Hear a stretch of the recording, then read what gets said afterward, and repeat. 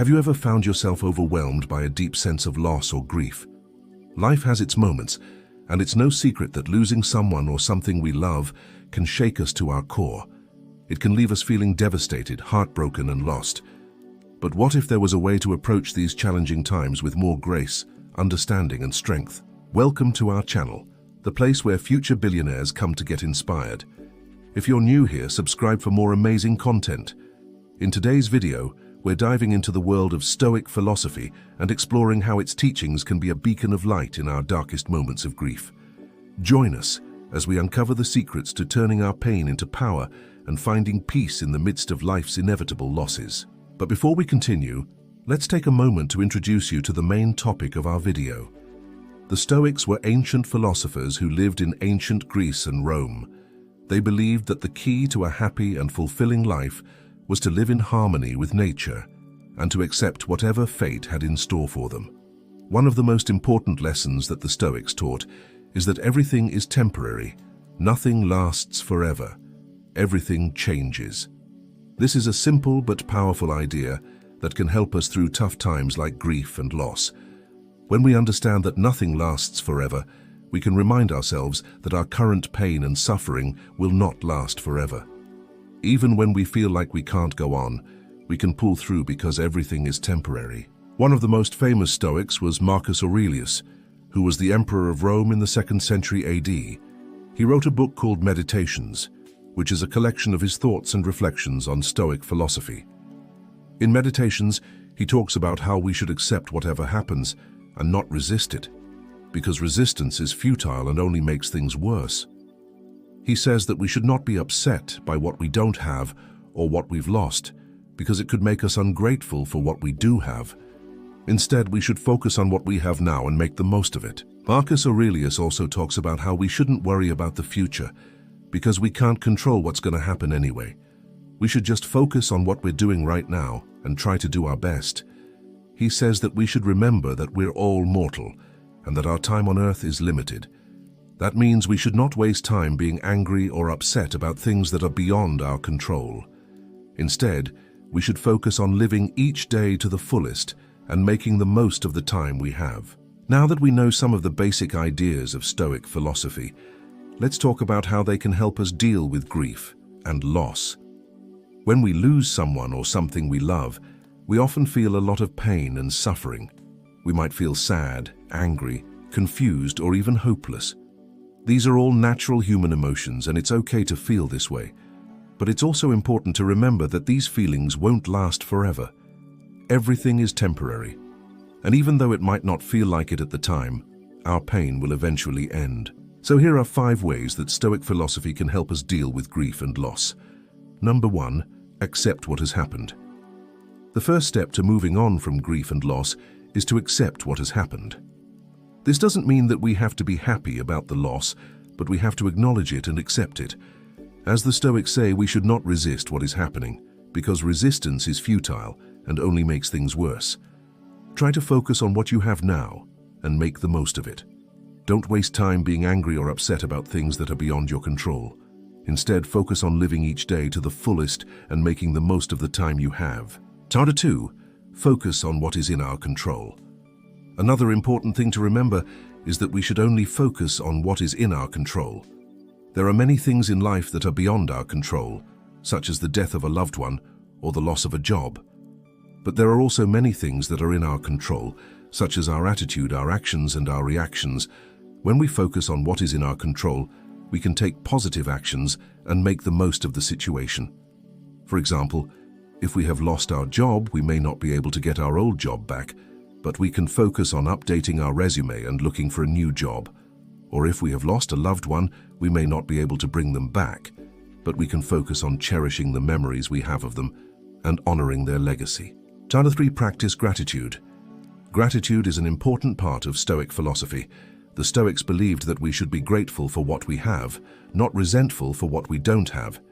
When we practice gratitude, we focus on all the good things in our lives, big and small. We can be grateful for our health, our friends and family, our jobs and our homes. Practicing gratitude can help us shift our focus away from our losses and towards the things we are fortunate to have. This can help us feel more positive and optimistic about our lives, even in the midst of difficult circumstances. Number 4, remember that everything is temporary. As we talked about earlier, the Stoics believed that everything is temporary. Nothing lasts forever. This is a powerful idea that can help us through tough times like grief and loss. When we understand that nothing lasts forever, we can remind ourselves that our current pain and suffering will not last forever. Even when we feel like we can't go on, we can pull through because everything is temporary. This can help us stay hopeful and keep going when things are really tough. Number 5, live in harmony with nature. Finally, the Stoics believed that we should live in harmony with nature. This means accepting the natural order of things and understanding that change and impermanence are a part of life. We cannot control everything that happens to us, but we can control how we respond to those events. When we respond to life's challenges with grace and acceptance, we are in harmony with nature and we are living a Stoic life. By following these 5 steps, we can begin to integrate Stoic philosophy into our lives and use it to help us through grief and loss. It takes time to heal and move on, so be patient with yourself and allow yourself to grieve. But as you work through these steps, you may find that you're able to heal faster and move on with your life in a more positive and resilient way. Stoic philosophy can be a powerful tool for helping us through grief and loss. By understanding and embracing the Stoic principles of acceptance, focus on what is in our control, gratitude, the impermanence of life, and living in harmony with nature, we can find inner strength and resilience in times of sorrow. Remember that we are not alone in our struggles and that seeking help and support from others is a sign of strength, not weakness. If you found this video helpful, please share it with your friends and family. Your support helps spread the message of Stoicism and its life-changing wisdom to more people. Let's continue to learn and grow together. So join us next time for another thought-provoking video. Until then, take care and remember to stay strong in the face of adversity. Thank you for joining us on this journey of self-discovery and personal growth. If you've been inspired by this video and ready to take the next step, we invite you to visit our website. Our website is more than just a place to learn. It's a community of like-minded individuals who are all striving to become better versions of themselves. As you continue to explore our content, we encourage you to engage with our mission and become an active member of our growing community. Together, we can continue to learn, grow, and inspire each other to reach our full potential. So take the next step today and visit our website. We look forward to welcoming you to our community. If the universe had an operating manual, what would be written in it? What would your role be in this great cosmic order? How could you make sure that your actions today were the ones you would be most proud of at the end of your life? When something terrible happens, there's always a period of adjustment after the initial shock wears off. You start to look around and ask yourself why. But what if instead of looking for answers, we looked for meaning? What if we took ownership of the situation and decided to redefine our relationship with the lost? We'll talk about how to reframe grief in a way that moves you forward. Plus, some practical Stoic tools you can use when you're grieving. My father passed away suddenly when I was a teenager, and in the days that followed, everyone around me seemed to have an answer for why he died or what my family should do next. But no one could explain the gaping hole in my chest. No one could explain the jumbled mess of emotions threatening to spill out of me. In an effort to navigate these emotions, I began searching for an explanation for his death, wondering if there was some grand plan behind it all. I remember sitting in my room and shouting at the heavens, "Why did you take him away? He wasn't ready to go." It felt good to express my anger, but it didn't bring back my dad. As weeks turned into months, I slowly stopped asking why and started asking, what now? At first, the question overwhelmed me. What now? What now? What now? But with each passing day, the question became less of a burden and more of a challenge. What now? What am I going to do with this pain? What am I going to do with this grief? What am I going to do with my life? When I finally landed on that last question, it was like a light bulb went off. My dad is gone and nothing can bring him back. So what kind of person do I want to be without him? What kind of man do I want to grow up to be because of him? This was the turning point for me. It was the moment I stopped being a victim of circumstance and became the author of my story. This idea that we can find meaning in the aftermath is not unique to me or even to Stoicism. It's been echoed by countless philosophers throughout history. Viktor Frankl, a Jewish doctor imprisoned in several concentration camps during World War II, wrote in his book, Man's Search for Meaning, that we can choose to find meaning in any situation, even the worst ones. For Frankl, that meaning came from his belief in the immortality of the human spirit and his hope for a better future. In the same way, we must decide to find meaning in our experiences, even the painful ones. The Stoics believe that everything in life happens according to the order of nature. This means that we must accept that death is a natural part of life, just as day follows night. And while we cannot change what has happened, we can choose how we respond to it. The key to moving forward is to focus on what we can control: our thoughts, our actions, and our reactions. Marcus Aurelius wrote in Meditations that we must learn to welcome every circumstance that comes our way, not just the pleasant ones, but the difficult ones as well. Because it is in these circumstances that we have the opportunity to grow and become better people. So how do we move forward after experiencing a significant loss? Here are a few Stoic-inspired tips to help you cope with the situation. 1. Meditation and mindfulness. When we lose someone close to us, it's easy to get caught up in the whirlwind of grief and allow our thoughts to consume us. Meditation and mindfulness are powerful tools that can help us stay grounded in the present moment rather than dwelling in the past or worrying about the future. By practicing meditation and mindfulness, we can learn to observe our thoughts and emotions without judgment and reduce feelings of stress and anxiety. This can help us to approach our grief in a more constructive way and avoid becoming overwhelmed. 2. Gratitude journaling. In the midst of grief, it's important to remember to be grateful for the time we had with the person we lost.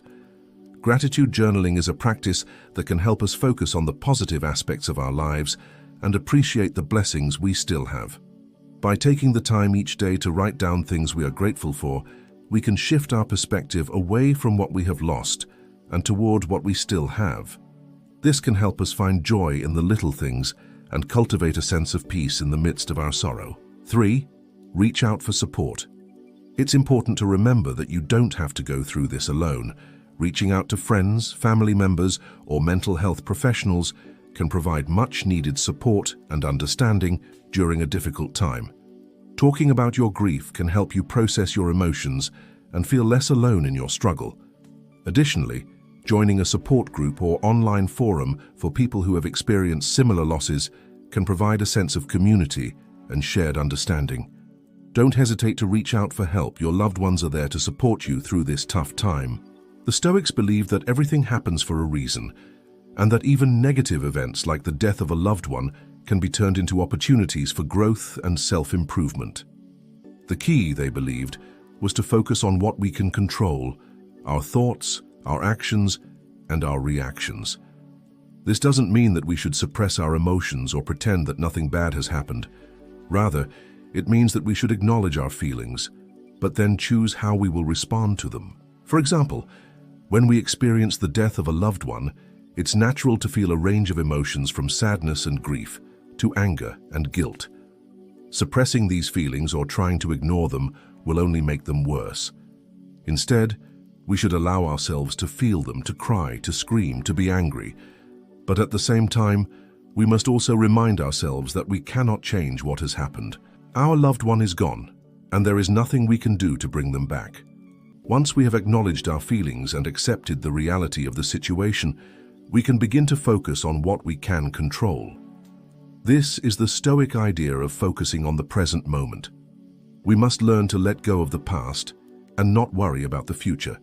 Instead, we should focus on what we are doing right now, on the actions we are taking and the choices we are making. This will help us to move forward in a healthy and productive way. It's important to note that this process takes time.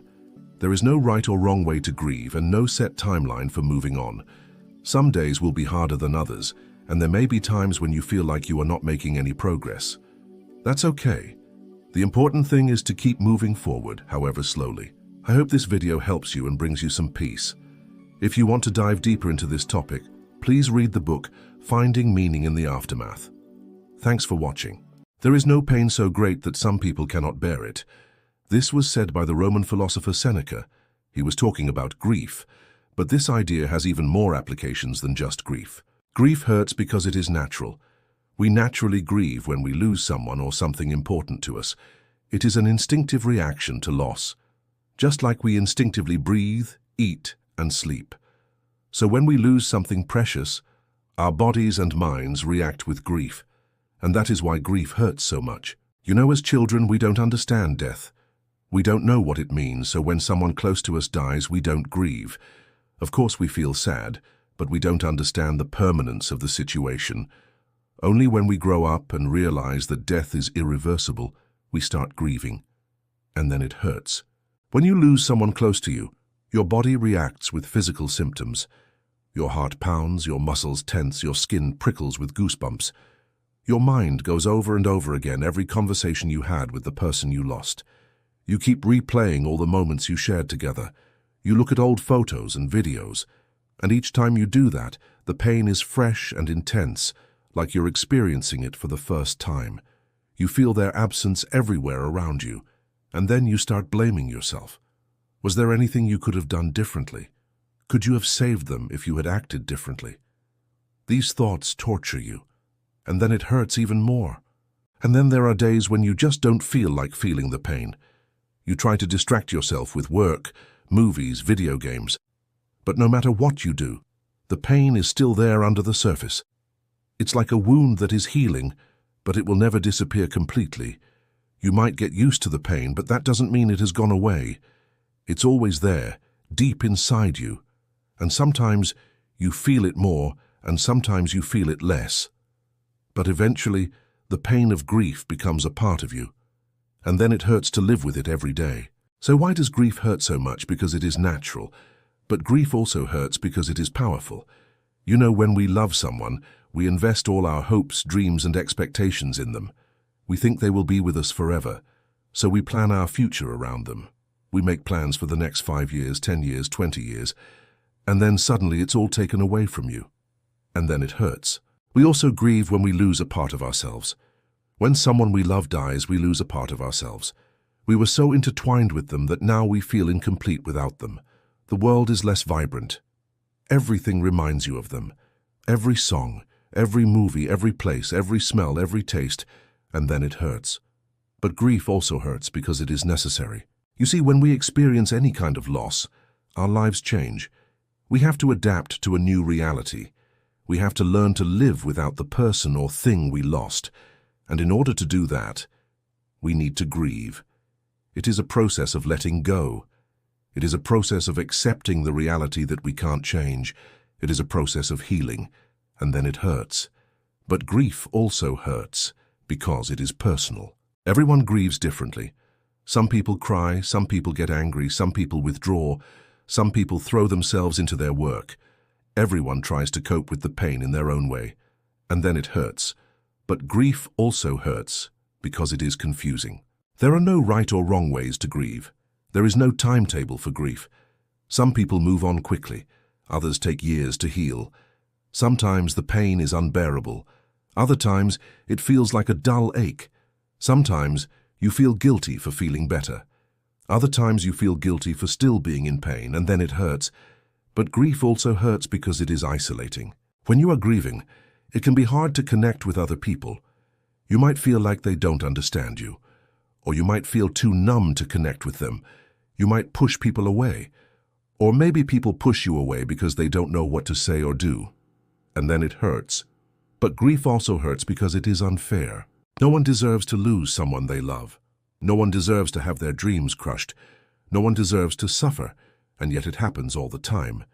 And then it hurts. You know, grief is like a heavy weight that sits on your chest. It makes it hard to breathe. It makes it hard to sleep. It makes it hard to concentrate. It's like a dark cloud that follows you everywhere. It's like a wound that festers. It's like a nightmare that never ends. And then it hurts. But here's the truth. Grief is a natural and necessary part of the human experience. It is a testament to the depth of our love and connection to others. It is a sign that we are alive and feeling. It is a reminder that we are not alone in this world. We are all connected by our shared humanity. We are all united by our common experience of grief. We are all part of a community of mourners, and when we reach out to others in grief, we find solace and support. we find that we are not alone. Here's the thing. The pain of grief will never go away completely, but you can learn to live with it. You can learn to accept it. You can learn to find meaning in it. You can learn to find beauty in it. You can learn to find hope in it. Viktor Frankl, who was a Jewish doctor who survived Auschwitz during World War II, he said that we who lived in concentration camps can remember men who walked through the huts comforting others, giving away the last of their meager rations. They may have been few in number, but we remember them because they offer the possibility of survival and a source of hope in terrible times. Such people exist, and they offer the illumination of a candle in the darkness. These men who walked through the huts comforting others, they didn't have much to offer. They didn't have much to give. But what they did have, they gave. They gave the most precious thing they had, their presence, their compassion, their hope. They gave the gift of human connection.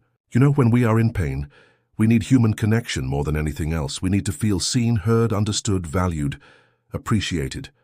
We need to feel that we matter, that we are important, that we are loved. So my message today is this. If you are in pain, please reach out to others. Please connect with others. Please let others help you. Please let others love you. And if you see someone in pain, please reach out to them. Please connect with them. Please let them know that they matter, that they are important, that they are loved. When we do this, we honor the humanity that connects us all. We honor the shared experience of grief and suffering. We honor the resilience of the human spirit. We honor the power of love and compassion, and then it doesn't hurt so much.